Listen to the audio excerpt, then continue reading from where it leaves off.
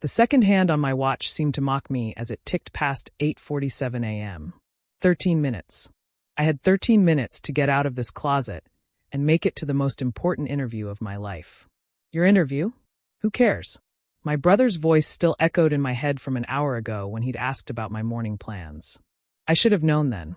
Should have seen that glint in Derek's eyes that always preceded my worst days. But I'd been too focused, too nervous, too hopeful to notice the warning signs. The closet was pitch black except for the thin line of light beneath the door. I'd already tried everything, shouldering the door, picking the lock with a hairpin from my pocket, even attempting to unscrew the hinges from inside. Derek had learned from our childhood. This time, he'd wedged something under the door from outside, and the hinges were on the exterior. My phone. I needed my phone. But of course, it was sitting on my dresser where I'd left it while doing my makeup. Another mistake in a morning full of them. Mom. Dad. I called out again, my voice hoarse from 20 minutes of shouting. Please. I need to get out. Finally, footsteps. Hope surged through me until I heard my mother's laugh. That particular tinkling sound she made when she found something genuinely amusing. You deserved it, she called through the door, still laughing. You'll fail anyway, Alara. Why embarrass yourself? Mom, please, this is Goldman Sachs. This interview could change everything. Goldman Sachs. My father's voice joined the conversation, heavy with skepticism. They'd never hire you. Stop being dramatic. I made it through 3 rounds of interviews already. I pounded on the door again, my carefully manicured nails, done specifically for today, cracking against the wood. They flew me out to New York last month. This is the final interview. Sure they did. Derek's voice came from somewhere near my parents. Just like you graduated magna cum laude and got a perfect score on the GMAT. Always with the stories, Alara. The rage that flooded through me was so intense I had to close my eyes and breathe. They knew. They all knew these weren't stories. They'd seen my diploma, my test scores. But in the Peterson household, acknowledging my achievements meant admitting that their narrative was wrong. That I wasn't the family failure, the burden, the disappointment they'd painted me as since Derek was born. He's the future, my father said, his voice moving away from the door. You're a burden, Alara. Always have been. Derek's going to run my company someday. You can't even get out of a closet. Their laughter faded down the hallway, leaving me in darkness with 7 minutes until my interview. 7 minutes. I forced myself to think. The closet was in my childhood bedroom, unchanged since high school.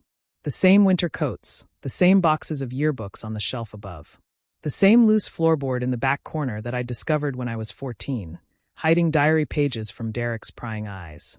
The loose floorboard. I dropped to my knees, crawling to the back of the closet, fingers searching desperately along the floor. There, the slight give under my palm. I pried at it with my already ruined nails until the board lifted slightly. Not enough to escape through, obviously, but maybe. Yes. The gap beneath extended partially under the wall into the hallway. If I could push something through, maybe trip whoever walked by, get someone's attention who wasn't my family. But what? I needed something long, flexible. My eyes had adjusted enough to make out shapes, and I reached up, feeling along the hangers until my fingers found what I was looking for. The wire coat hanger from my old Catholic school uniform, still hanging here after 8 years. I unwound the hanger with shaking fingers, straightening it into a long probe. 3 minutes now. The interview was at 9 a.m. sharp, a video call with the head of the analyst's program. Missing it meant everything I'd worked for. The late nights studying while my family watched movies, the internships they'd mocked, the networking events I'd attended in secret. All of it would be for nothing. I slid the wire through the gap, fishing it into the hallway. Then I heard it, footsteps. Not my family's. Heavier, measured. Joseph, our housekeeper. The one person in this house who'd ever shown me genuine kindness. Joseph, I called out, making my voice as loud as I could without attracting my family's attention. Joseph, please. The footsteps paused. Miss Alara? I'm locked in the closet. Please, I have an interview in 2 minutes. My laptop is in my room, on my desk. Can you? Your family said you were sleeping in, he said, but I could hear the doubt in his voice. Joseph had worked here for 15 years. He knew the dynamics. Please, I said, and for the first time that morning my voice broke. This is my chance to get out. To finally get out. There was a long pause. Then I heard him walking, not toward the closet, but away. My heart sank until I heard his voice from my bedroom, then the blessed sound of my laptop starting up. Password, he called quietly. Capital E, exclamation point, then my birthday backwards, 4002. 1 minute. I heard him typing then. There's a meeting invite here, Miss Alara. Goldman Sachs. Yes. Can you join it for me? Tell them I'm having technical difficulties, but I'm here. I'll do better than that, Joseph said, and I heard determination in his voice that I'd never heard before. Something heavy scraped against the closet door, the wedge Derek had used. The door swung open, and I blinked in the sudden light. Joseph stood there with my laptop, already logged into the meeting waiting room. Behind him, I could see my phone and my portfolio. He'd gathered everything. 30 seconds, he said, handing me the laptop. The bathroom, they won't look for you there. It has good lighting and a lock. I ran, barefoot and stumbling, my carefully chosen interview outfit wrinkled from kneeling on the closet floor. I made it to the bathroom, locked the door, and propped the laptop on the counter just as the meeting connected. Good morning, Ms. Peterson, the face on the screen said. Margaret Chen, Senior Managing Director, the woman who could change my life. Ready to discuss your future with Goldman Sachs? Good morning, Ms. Chen, I replied, forcing my voice to be steady, professional, everything my family said I couldn't be. I'm absolutely ready. The interview was a blur. Every question she asked, I nailed. Every scenario she presented, I analyzed with precision. When she asked about challenges I'd overcome, I told her about putting myself through college while working 2 jobs, leaving out that my parents could have easily paid but chose not to. When she asked about my greatest strength, I said it was my ability to perform under pressure. And God, wasn't that the truth? 45 minutes later, she smiled. A real smile, not the polite professional one from the beginning of the call. Alara, she said, I'm going to do something unusual. Typically, we'd deliberate and call you within a week. But I've seen enough. The position is yours if you want it. 75,000 base salary, signing bonus of 15,000, full relocation assistance to New York. Can you start in 3 weeks? The bathroom door handle rattled. Alara, Derek's voice angry. What are you doing in there? You've been in there for an hour. Is everything all right? Ms. Chen asked, hearing the commotion. I made a decision then. Maybe it was unprofessional, but I was done hiding. Actually, Ms. Chen, that's my brother. He locked me in a closet this morning to try to make me miss this interview. My family doesn't believe I deserve success. They've called me a burden and a failure my entire life. So to answer your question, yes, I can start in 3 weeks. In fact, I can start tomorrow if you need me to. Her expression shifted from surprise to something that looked like respect. I see. Well, that explains the bathroom background. I was wondering. She paused. You know what? Let's make that signing bonus 25,000. It sounds like you'll need to relocate quickly. And Alara? I've been where you are. Sometimes the biggest obstacle to success isn't the market or the competition. It's the people who should be supporting you. Email HR today, and we'll expedite everything. The call ended, and I sat on the bathroom floor, laptop still warm on my legs, trying to process what had just happened. I'd done it. I'd actually done it. The pounding on the door intensified.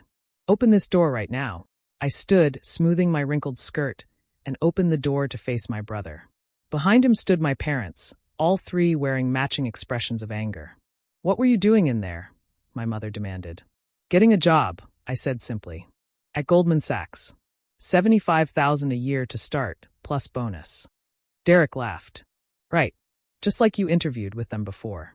I pulled up the email that had already arrived on my phone, the official offer letter. I held it up so they could all see the Goldman Sachs letterhead, the salary, the start date. The silence stretched out like a living thing. That's... My mother started, then stopped. Impossible? I suggested. Something only Derek could achieve? Something a burden like me could never accomplish. My father's face had gone an interesting shade of purple. You'll fail.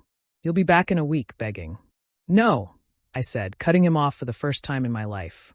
I won't be back at all. I walked past them to my room, where Joseph was standing with a suitcase he'd brought from the attic. I thought you might need this, he said quietly. Joseph, my father barked. What are you doing? Helping Miss Alara pack, Joseph replied calmly. And then I'm driving her to the airport. And after that, I'm giving my notice. 15 years I've watched you treat this remarkable young woman like she's worthless while you spoil that cruel boy. No more. Derek stepped forward. You can't leave. You don't have any money. We made sure of that. I smiled then, a real smile. Actually, I do. Every birthday check Grandma sent that you told me bounced? They didn't. I called the bank. Every Christmas gift from Aunt Sarah that you said got lost in the mail? She sent them to my friend's house when I told her what was happening. I have enough saved for a deposit on an apartment and first month's rent. And in 3 weeks, I'll be making more than Derek does at Dad's company. That hit home. Derek's face went red.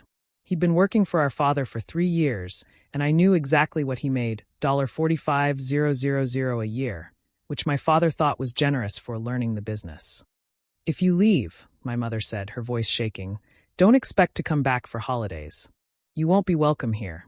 I haven't been welcome here since the day Derek was born, and you decided one child was enough to love, I said, surprised by how steady my voice was. You just never had the honesty to say it out loud before. I packed quickly, taking only what mattered, my diplomas, my portfolio, a few clothes, and the photo of my grandmother who'd always believed in me. Joseph carried the suitcase to his car while my family stood in the hallway, seemingly frozen by the rapid reversal of their morning's triumph. As I reached the front door, my father found his voice. You'll regret this, Alara. Family is everything. I turned back one last time. No, Dad. Family is supposed to be everything. But you taught me that sometimes the family you choose, the mentors who guide you, the friends who support you, the colleagues who respect you, they're worth more than the family you're born into. Derek, still unable to accept what was happening, sneered. You got lucky. One good interview doesn't make you special. You're right, I said. One interview doesn't make me special. But getting there despite being locked in a closet, despite being told I'm worthless every day of my life, despite having every achievement dismissed and every dream mocked? That makes me unstoppable. Joseph drove me to the airport in silence until we reached the departure terminal. As I got out, he handed me an envelope. What's this? A letter of recommendation, he said. In case you ever need it. I've written about the real Alara Peterson, the one who tutored my granddaughter in math when she was struggling, even though your parents forbade you from wasting time on the help. The one who saved money from her lunch allowance to buy me medicine when I couldn't afford it and was too proud to ask for an advance. The one who succeeded not because of her family, but in spite of them. I hugged him then, this man who'd shown me more kindness than my own parents ever had.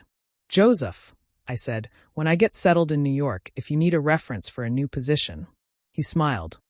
Already have 3 interviews lined up. Turns out, 15 years of experience and a reputation for discretion are valuable. Who knew? As the plane took off 3 hours later, I pulled out my phone to find dozens of messages. Some from my parents, threats and guilt trips I deleted without reading. But others from unexpected sources. My Aunt Sarah, who'd somehow already heard, offering her spare room if I needed it before my apartment was ready. A college professor who'd seen my LinkedIn update, congratulating me. My best friend from high school, who'd witnessed years of my family's treatment, sending a simple message. Finally. Fly free. The last message was from Ms. Chun at Goldman Sachs. Alara, I meant what I said about being where you are. My office door is always open if you need guidance, professional or otherwise. Looking forward to having you on the team. P.S. Anyone who can maintain that level of composure while being pounded on during an interview is exactly who we need in high-pressure situations. I leaned back in my seat, watching the city I'd grown up in disappear beneath the clouds. 23 years of being told I was nothing, of being locked in both literal and figurative closets, of being the family burden. But Derek was wrong about one thing. It wasn't luck that got me that interview. It wasn't luck that made me ace it despite everything. It was years of fighting to learn when they wouldn't teach me, fighting to grow when they tried to keep me small, fighting to dream when they told me I didn't deserve to. They'd locked me in a closet, thinking they were teaching me my place. Instead, they'd taught me how to break down doors. And I was